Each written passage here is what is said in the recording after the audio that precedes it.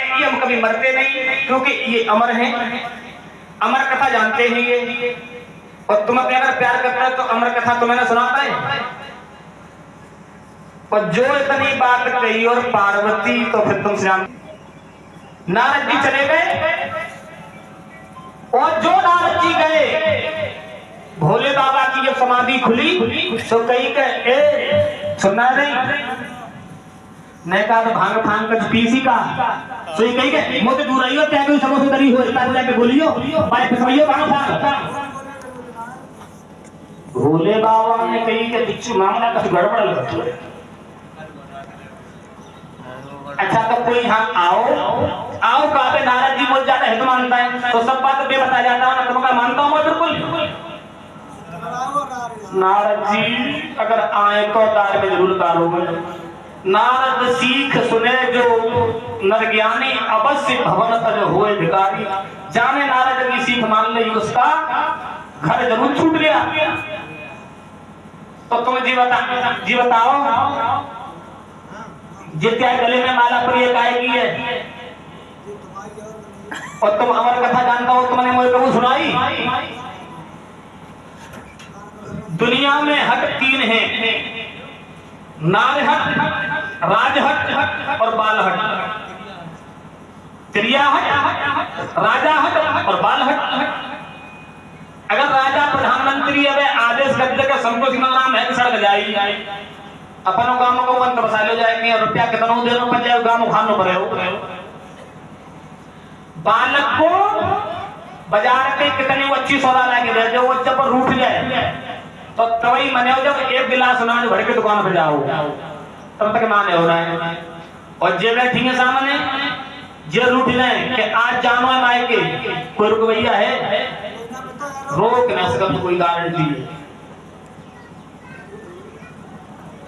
भोले बाबा कहने लगे कि पार्वती तुम पे अमर कथा सुनी न जाई। अच्छा सुनी कैसे न जाई, सुनाएंगे देखो ना सुनी जाई तो। पार्वती पीछे पड़ गई। भोले बाबा ने कही कि अब ये मानेगी नहीं।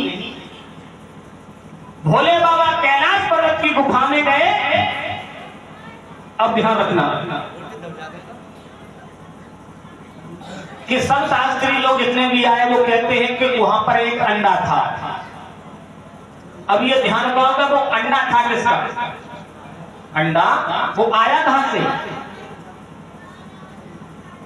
राधा और कन्हैया गोलोक धाम से उस पहाड़ की कंदरा में आए थे तोता और तोती के रूप में। भगवान कन्हैया और राधा तोता का रूप रख के उस कंदरा में आए थे। कुछ दिन समय व्यतीत किया, अंडा छोड़ के वहां से उड़ गए। वापस चले गए थे तो अंडा वहां पे छूट गया। अब भोले बाबा ने डमरू बजाया तो पर्वत खाली हो गया। सारे पक्षी पशु सब वहां से भाग गए। भोले बाबा आज अमर कथा कहने के लिए जब तैयार हुए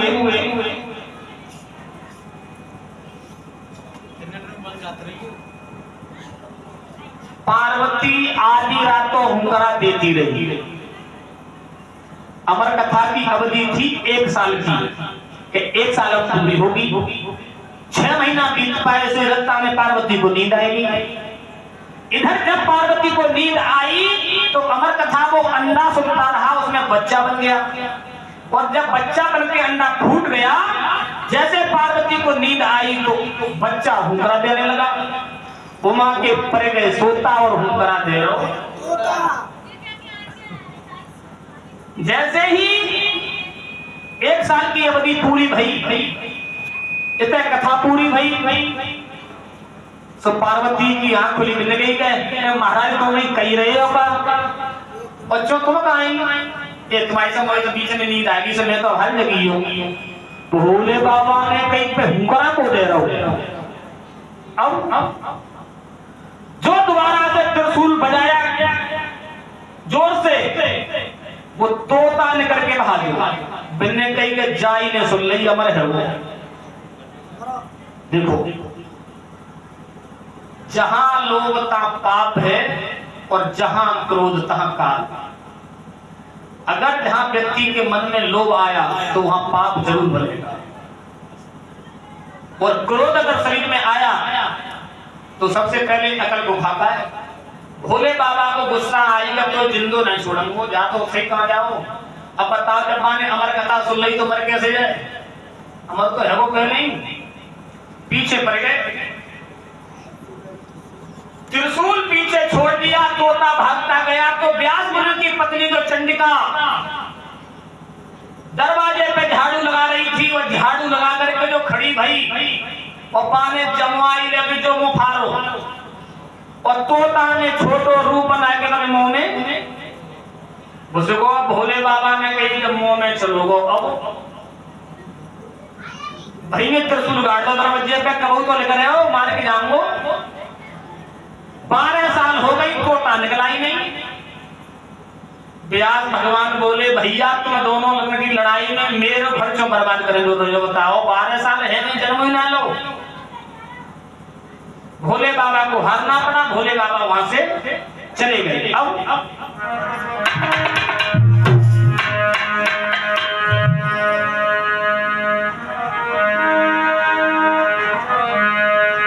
अरे सुनो ऋषि धरी ध्यान,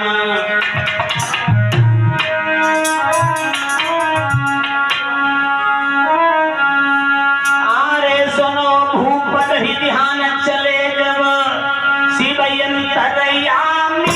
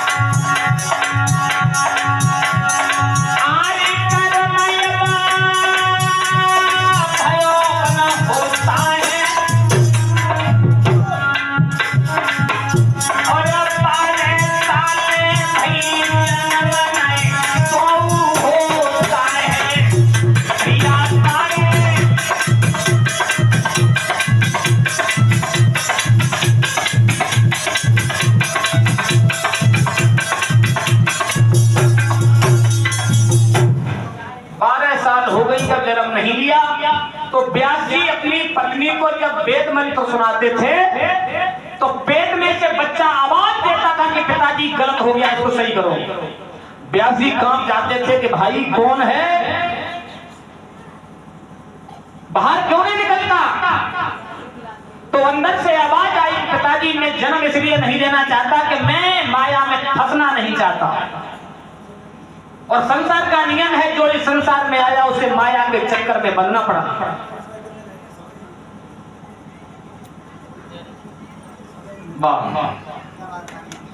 ये कलश वाली कन्याएं हैं सभी। 20 रुपए मेनू है कि मीनू है? मीनू। 20 रुपए शिखा, 20 रुपए निशा, 20 रुपए नीरू, 20 रुपए शिवानी, 20 रुपए स्वाति, 20 रुपए आराध्या, 10 रुपए अंशिका, 10 रुपए रीना, 10 रुपए प्रतीक्षा, 10 रुपए शशि, 10 रुपए करिश्मा, 10 रुपए शिवानी, 10 रुपए अंशु, 10 रुपए लक्ष्मी, 10 रुपए उषा, 10 रुपए समीक्षा, 10 रुपए डिंपल। ये सभी कर्ज वाली बिटियां हैं, भागवत कथा में दान देती हैं। भगवान से कामना करेंगे कि इनके मनोरथ पूर्ण हो, इनके पथ पर भगवान इन्हें आगे बढ़ाता रहे। बोलो गोविंद भगवान की। आज व्यास ने कहा कि तू बाहर क्यों नहीं निकलता, तो जवाब दिया कि मैं माया के चक्कर में नहीं पड़ना चाहता। तीनों देवताओं को बुला दो, अगर तीनों देवता यहाँ पर आके ये वचन दे जाएंगे कि हमारी त्रिगुणी माया तुझे नहीं व्यापेगी तो मैं बाहर आऊंगा, नहीं तो बाहर नहीं आऊंगा। आज तीनों देवता प्रकट हुए और कहा कि तू बाहर आ जा, हमारी त्रिगुणी माया तुझे